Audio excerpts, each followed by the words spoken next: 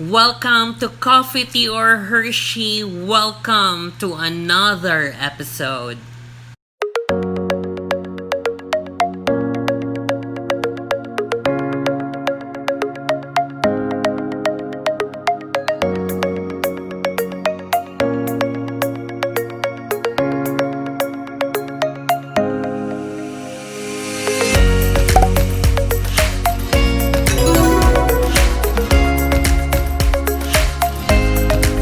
Hi, how are you guys?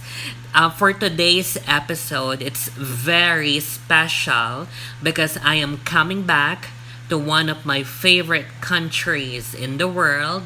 Not literally coming back, but I'm making an episode specially for them.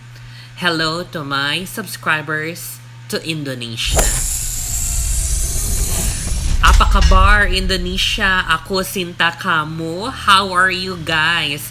I missed you all. I missed you very much. I missed doing vlogs for you. And for today's episode, this is specially created for you guys.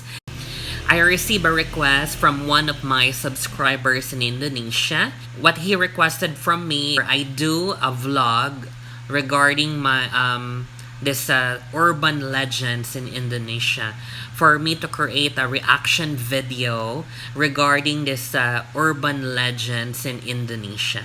So for today's episode, we will have a reaction video for the famous urban legends in Indonesia.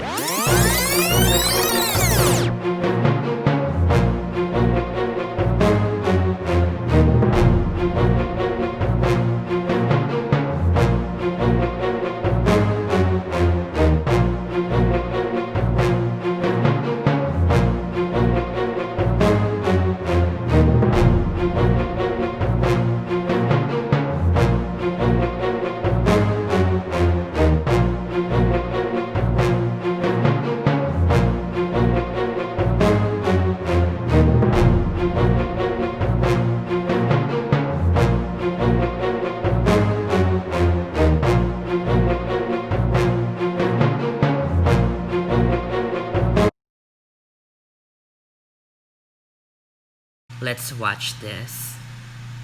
Indonesia has been known to be the origins of many scary urban legends and folklores. Folklore in Indonesia are closely connected with mythology. There have been many stories of supernatural events happening. So on this list we have demons, demon spirits, and ghost tales that will scare your socks off. Well, if I don't scare you guys, I for sure scared myself researching this one for you guys. Well, if you're not scared in this list, I at least scared myself while doing the research for this for you guys. So I'm Landon Dallatsing, and let's get right into this one. This is the top 10 scary Indonesian urban legends. And I do apologize for my voice. I'm pretty sick, but I really wanted to film this video for you guys.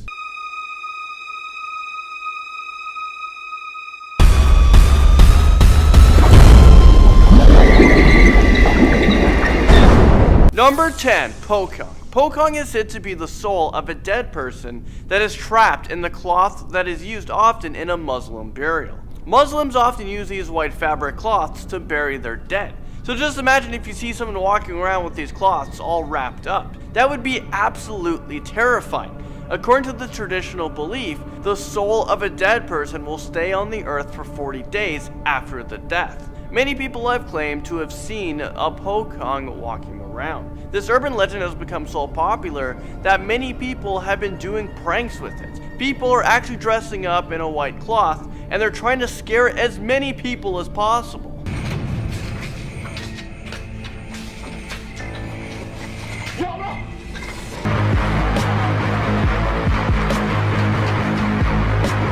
I'm not sure if I'm ready for this one, but a demon baby is about to possess us in at number 9. Tayul is the ghost of an unborn baby. This is a mythical spirit in Malay mythology that has been appearing in Brunei, also in Indonesia, Malaysia, Thailand, and Singapore. Tuyul is sometimes called Kui Kai. And in Thailand, they're called Komin Tung for the male version of the Tuyul and the Komin Alay for the female version of this creature. So the most common image of the tuyul is this image right here. This looks to be an unborn baby that has a red demon eyes. The unborn child also has pointy ears and also pointy like werewolf teeth. The stillborn child from a miscarriage was believed to be filled with evil spirits, and it loves to play in the middle of the night. Okay, before we get freaked out here with the demon baby, I think it's time to move on. Number 8, we have the Suster Nugsot. Rasa belakangan ini banyak banget kejadian aneh muncul dalam hidup aku. Suster Nugsot is the ghost of a young nun who worked as a nurse in a hospital. So this story is really messed up, and it goes something like this. So one night this young nun was working, and she was abused and brutally murdered by a doctor. There was no one else working that night. The doctor buried the nun in a shallow grave near the hospital. Well, now people have been claiming to see this nun crawling out of the ground and walking around the hallways in old hospital buildings at nighttime, maybe looking for her next victim. Maybe her victims were doctors because it was a doctor that killed her. So this is why I decided to not become a doctor, and it's not because I'm a big dum-dum, it's because I don't want the Suster Nugsot to find me. Number 7, we might want to also try and stay away from this next supernatural being, especially if you're a young child. Well, up next we have the Wee Wee Gumbel. And this is a female supernatural being, or a ghost, depending on how you want to call this creature. Well, this creature kidnaps kids. The Wee Wee Gumbel should really be on America's most wanted list. Well, this myth is taught to encourage children to be cautious and to stay home at nighttime. And I don't know about you guys, but why are parents so damn mean? Why are they making up ghost stories, folklore stories, just for their kids to come home at a certain time? I mean, why are you traumatizing them? Why don't you just ask them, hey, can you be home for 8? This world's a scary place, it gets dark. Well, people actually do believe in the Wee Wee Gumbel, and the stories about her gets passed down from generations to generations. So this is how this story goes. This ghost was once a woman who was married. Well, her husband neglected her, and then she caught him in another relationship with a woman, so she decided to kill her husband because of his betrayal. After the murder, angry neighbors gathered in a mob and chased her out of the village. She decided to commit suicide, and now her vengeful spirits live on, haunting people. Benespiti, which is a mysterious creature that looks human, bites its way into number 6. Benespiti has been sighted in many villages across Indonesia since ancient times. Benespiti has been described having red skin, sharp horns, and its head is usually on fire. It is known to appear in forests at nighttime since it's known to live in trees. Benespiti feeds on the anger and emotions of its victims. Local farmers in Indonesia has been known to see them because it's not uncommon for local farmers to work throughout the night in their fields. In Indonesia, there are Benespiti hunters.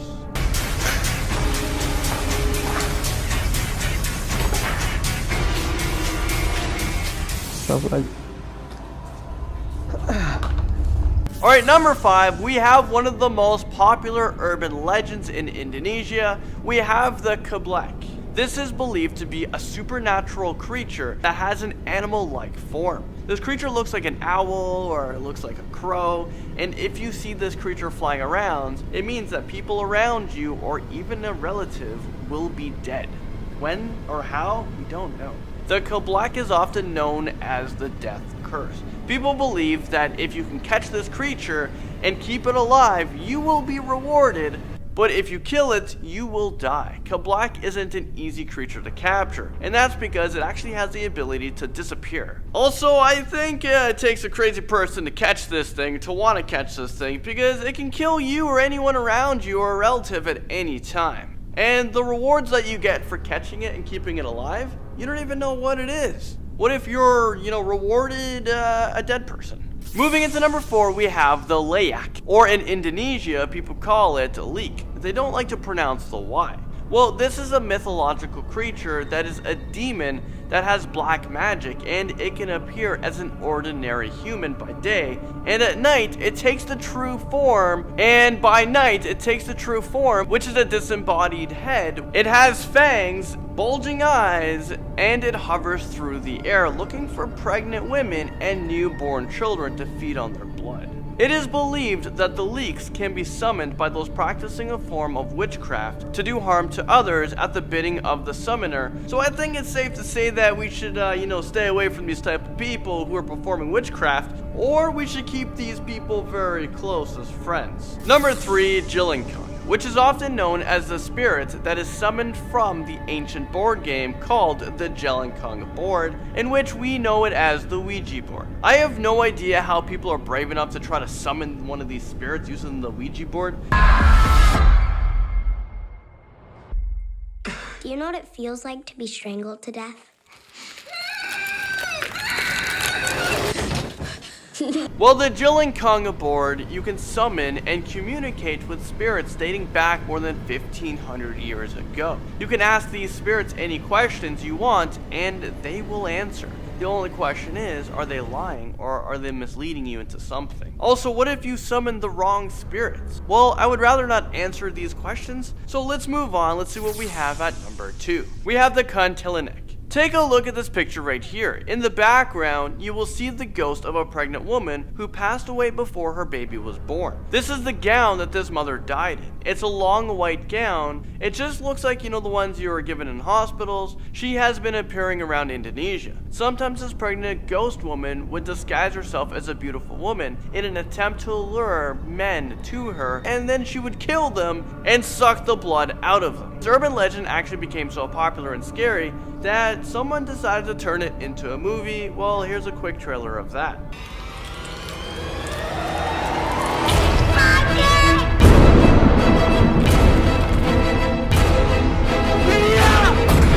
Yeah, pretty sure I won't be watching that anytime soon. I mean, is this real life right now?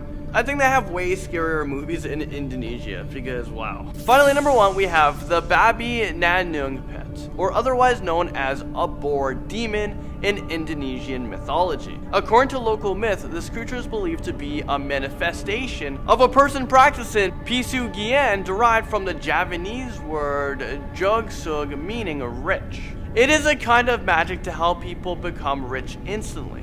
But there's always a but. In exchange, they must sacrifice something or someone. Once you perform this black magic successfully, you transform yourself into a boar and you become possessed by a demon. You now have the ability to go unnoticed and steal villagers' valuables without them noticing. All I have to say about this is absolutely no thanks. This wouldn't be for me. I would be a happy poor villager. I don't want anything possessing me because there's just way too many consequences. Well, there you guys go. You guys made it to the end of this video. Thank you guys. Oh my god. That really scares me, and see, I have goosebumps. Oh my god. Well, one thing that I noticed that some of the urban legends of Indonesia, we have similar urban legends here in the Philippines, like the Tianak, the unborn child, or the monster baby. We also have the white lady, and I guess it's because we're all part of the, what do you call this? We're all in Southeast Asia. We are neighboring countries. That is why we have similar urban legends. We have similar traditions. So that's it. Oh my god, that's so scary, Indonesia. And I hope you enjoy this episode. For the person who requested this episode, I hope you like it. I hope you enjoyed it. If you have any requests or any suggestion for my next content, for my next vlog regarding Indonesia, please comment down below. Once again, aku cinta kamu. I love you, Indonesia. Thank you very much for watching. Until next time, good vibes only. Let's spread love and happiness around the world. Thank you.